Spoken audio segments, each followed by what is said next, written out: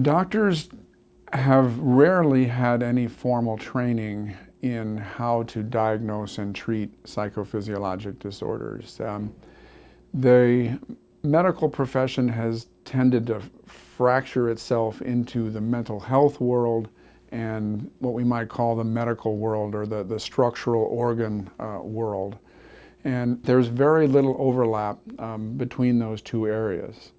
So both groups typically have not had formal training in how to evaluate a psychophysiologic disorder. The mental health people tend not to have experience with folks who are physically suffering, having a physical symptom of some kind, chronic pain or otherwise.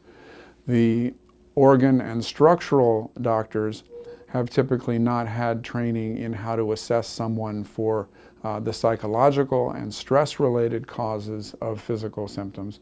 And so patients with these real physical symptoms caused by a psychological or stress cause fall right in the middle of those two groups, which into essentially a giant blind spot in the healthcare system.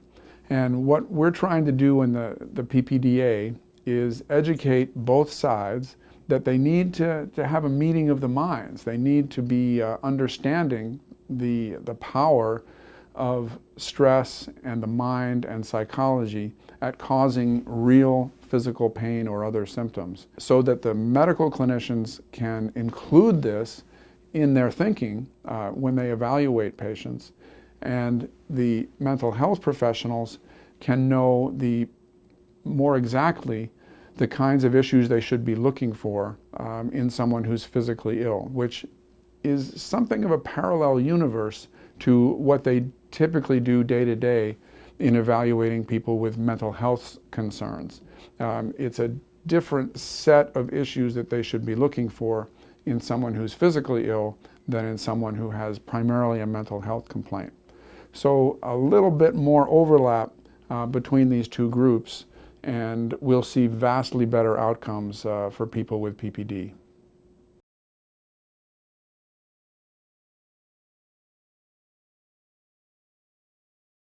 The question has to do with the scientific support for this approach, and how does that compare with the scientific support for alternative health care. And there was a researcher in England who devoted his career to studying alternative health methods, including acupuncture and Reiki and a number of others, and found that in 95% of those techniques, the benefit was as much as placebo, which is, not zero. I mean, there was benefit, but it wasn't better than a placebo.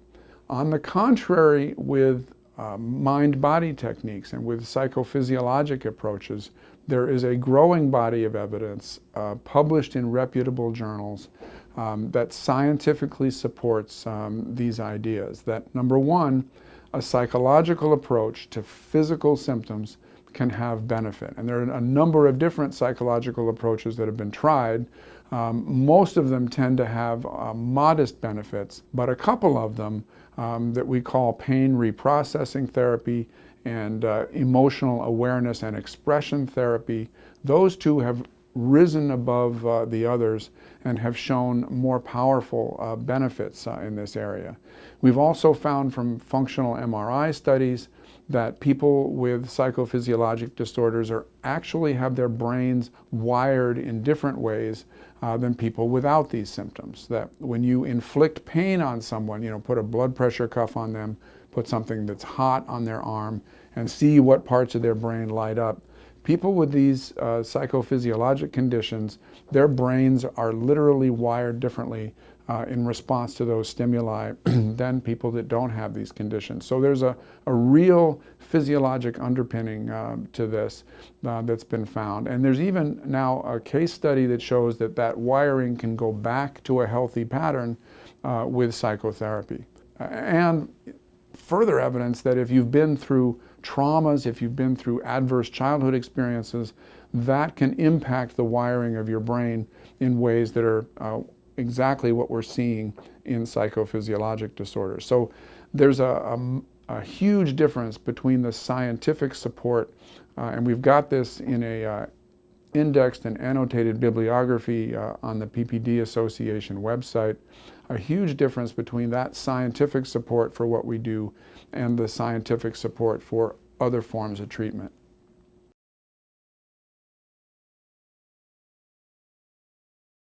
So the question is, what should someone be doing with this condition? Should they be trying every conceivable alternative form of healthcare that's out there? And my answer is no, because most of those other forms of treatment that you'll find are just treating the symptoms. They're not treating the underlying cause. The underlying cause is one or more forms of stress, and it's essential to go through those one by one and see if you're suffering from them. And the most challenging to uncover oftentimes is stress that a person experienced when they were growing up, what's called an adverse childhood experience, or ACE. And oftentimes when people look back, since they don't have a parallel life to compare, when they look back, they don't necessarily recognize just how challenging their early environment was for them. So one way to help you with that is to imagine your own child, or a child that you care about, growing up exactly as you did, and having to watch them try to cope with that environment from afar, or as if you were a butterfly on the wall of your childhood home, watching a kid that you care about try to cope with everything that you coped with. And how would that be for you?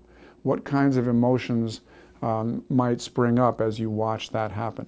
That's a great way, a great technique to connect with some of the emotions that you may have experienced when you were growing up, and now no longer recognize that they're still there, they're still active, they're just expressing themselves via your body.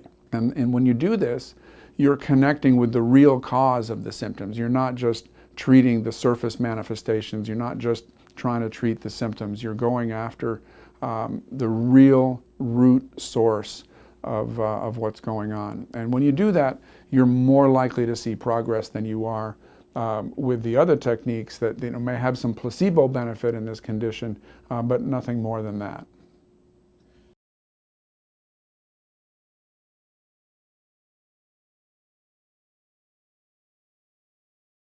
There are probably at least 15 different terms that cover this condition in one way or another. And part of the reason for that is that we haven't completely solved the physiology of what creates the symptoms in this condition. When we, as a board of directors of the Psychophysiologic Disorders Association, got together in 2010 and tried to decide what we should call this, we like the term psychophysiologic because it emphasizes that there's a connection between the psyche, which is the mind, and the body, by means of physiology. In other words, that there isn't any magic about this condition, that it is just as connected to the way the body works as organ diseases or structural abnormalities. So we felt like that was the best term, especially for communicating with physicians. But for other audiences, it's not as good, and that centers around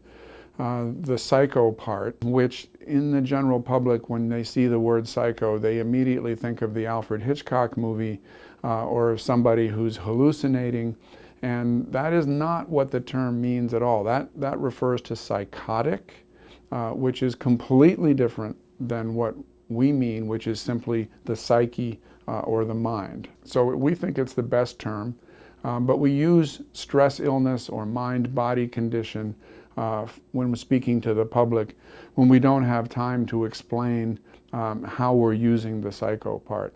As the science evolves, we will probably get to more exact terms. The terminology may evolve even further. It's only recently, for example, that we've had functional MRI machines that can show what's happening in the brain in people who are suffering from this condition.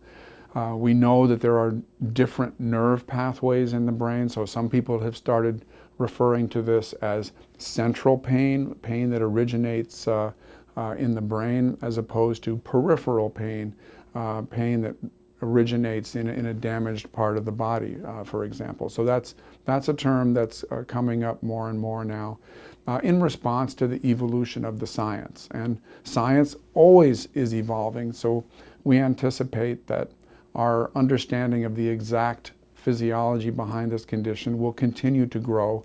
And as it does, the terminology may also evolve along with that. So these things just take time. Absolutely. It wasn't that long ago that congestive heart failure was referred to as the dropsy. And nobody uses that term anymore, but the dropsy referred to the fact that people would develop swelling in their legs as if something had dropped into their legs. And what had dropped into their legs was fluid that the heart wasn't able to pump around the circulation because the heart was failing. And eventually it was figured out that, yeah, it's the heart that is, as the science evolved, that it's the heart that was the source of this problem. And so the term dropsy was dropped, and we started talking in terms of heart failure or congestive heart failure. Just an example of how the terminology changed along with the scientific understanding. Why not keep a term that was around since the 1970s, tension myoneural syndrome? Well, it's the same reason why we no longer use dropsy. The science has improved since then, and we know that originally the term was tension myositis syndrome, and myositis means muscle inflammation, and when we found out that there isn't any muscle inflammation, that was changed to myoneural, and then we've since learned that the importance of the brain and the mind in this condition, and we want to emphasize that in the new terminology, and that tension isn't always involved. Tension can also refer to a psychological tension or to muscle tension, so there was confusion around the exact meaning of that. So the terminology has evolved in parallel with the science, and those are the biggest reasons why we don't use that term anymore.